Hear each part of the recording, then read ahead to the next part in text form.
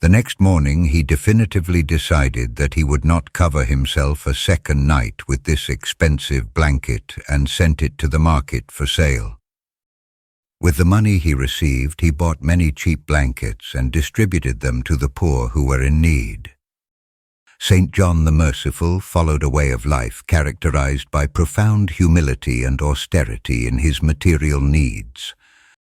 He slept upon the most humble mattress, and the covering he used was extremely poor and worn from use. One day, a wealthy landowner visited his cell and observed that the patriarch covered himself with only a tattered blanket. Moved by this sight and wishing to offer him some comfort, he gave him a blanket that had cost 36 coins.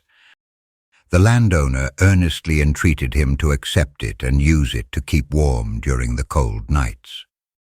John yielded to the persistent entreaties of his benefactor and decided to keep it despite his initial objections. The night he lay down under the new and precious blanket, sleep did not come to his eyes at all. He was awake all night and spoke to himself with anguish about his brethren who suffered from the cold. He wondered how many people at that moment were chattering their teeth from the frost and had nothing to warm them. He thought of those who had only a coarse blanket and placed it half above and half below without being able to stretch their legs. These people were forced to remain curled up like a ball to retain a little warmth during the night.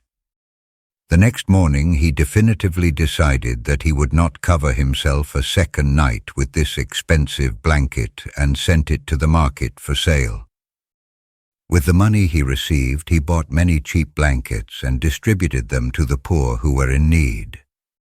However, the donor saw the blanket in the shop and immediately repurchased it to return it to the patriarch. John sold it again the next day with the same purpose in mind. When the wealthy man bought it back for the third time, the saint said to him with a smile, "We shall see which of us tires first."